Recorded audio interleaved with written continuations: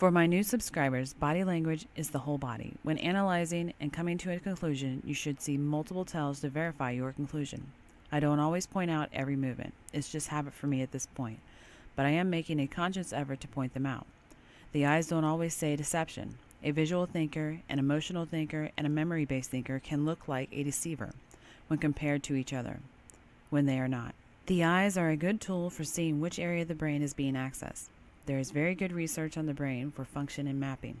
Understand by their own admittance, they are far from mapping or understanding the entire brain. I was going to sit there and look at this really in depth because I have seen all over social media, they weren't going to charge him with a hate crime. Oh my gosh, Chicago's turned racist on whites. Let's all just get all our panties in a bunch. Oh my gosh, the information that is left out in today's social media. Come on, guys. Let's get it together. One of these people was his friend, mentally disabled. And the parents dropped that person off to be with this friend who did those horrendous things on the video. And at the beginning of an investigation, you're not going to jump in both feet when the parents are telling you, and you get a report, we dropped him off with such and such, and that's one of your supposed suspects that they're saying is a friend. Is this really a hate crime, or is this something else? Friends don't normally commit hate crimes on their other racial things. I've never heard of that. We're going to look at that particular moment when that is brought up. And this Officer Johnson, we're going to, just the beginning part, that's the only thing we're going to look at. And this is, he's being asked about the video and hate crime. So I'm very proud of those officers. I'm proud of the detectives working on it. Can you give us your reaction to just seeing this video and what happened on it? Have you seen the video? It's sickening. It's sickening. His whole body went into that. It is sickening.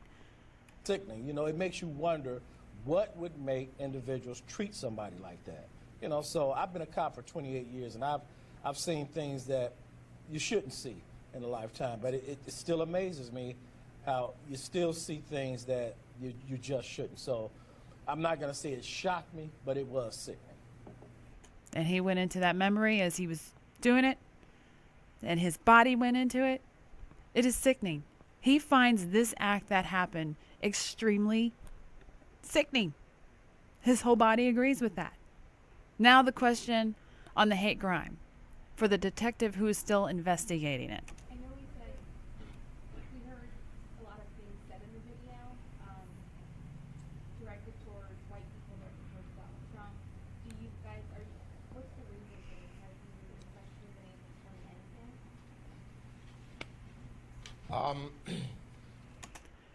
The first thing we see is this man went from being white to the Red Lobster.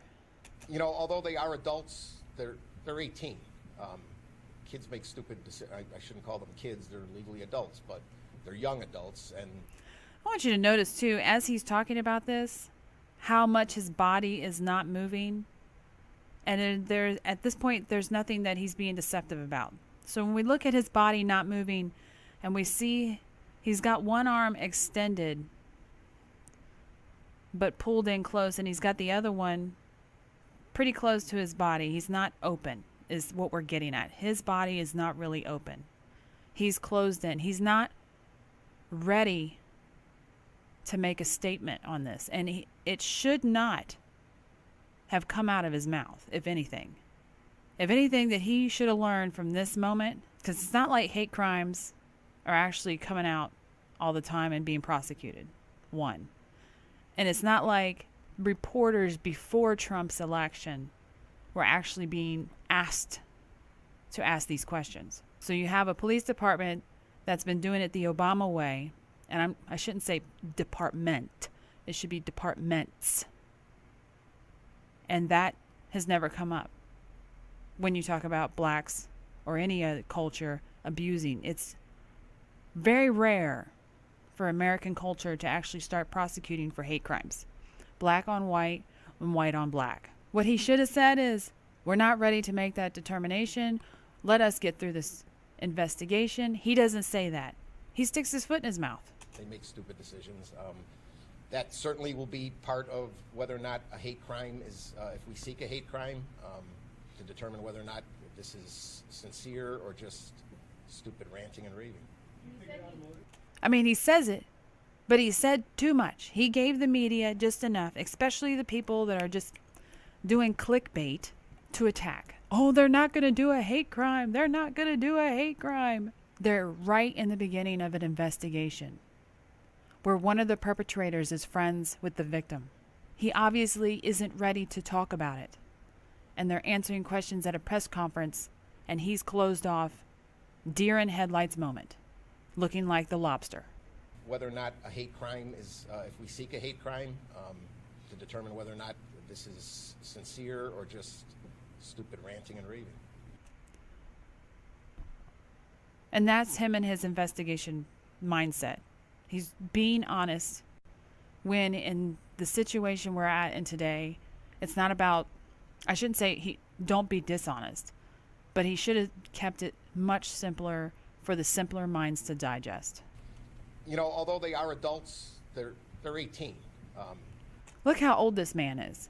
This man has got to be 50s, definitely over 40. They're kids. I look at teenagers. I'm not over 40, but to me, they're kids. Now, what does he mean as far as what is his body saying when he says this? You know, although they are adults, they're 18. Kids make stupid decisions. I shouldn't call them kids. They're legally adults, but they're young adults, and they make stupid decisions. That certainly will be part of whether or not a hate crime is, if we seek a hate crime. And there's that part again. Oh, it just drives me crazy that they left off that part. He looks at them as kids. He's being very honest in that. He's looking at them as kids. He mentally has to keep telling himself they're 18 years old. So that is why he's stumbling on this hate crime. And his brain is stumbling on the hate crime. Because he's mentally thinking of them as kids. You see it on his face. They're kids. What is the crime that is happening? Oh, Chicago's gone anti-white. Oh! The crime that has happened is a moron got up there and talked and said things he probably shouldn't have said and inflamed another racial thing and didn't even mean to because he's the big red lobster. Now the question is, would he have charged him with a hate crime or suggested it had not the public got upset about it? Well, that's debatable because mentally he looked at them as children. And that was a determining factor in his mindset on a hate crime. Well, that is what the body says about this guy and the whole fiasco of hate crime or not to hate crime. Because obviously the higher up, his boss, was disgusted by it. If you liked it, leave a like. If you like the content, please subscribe. Thanks for watching.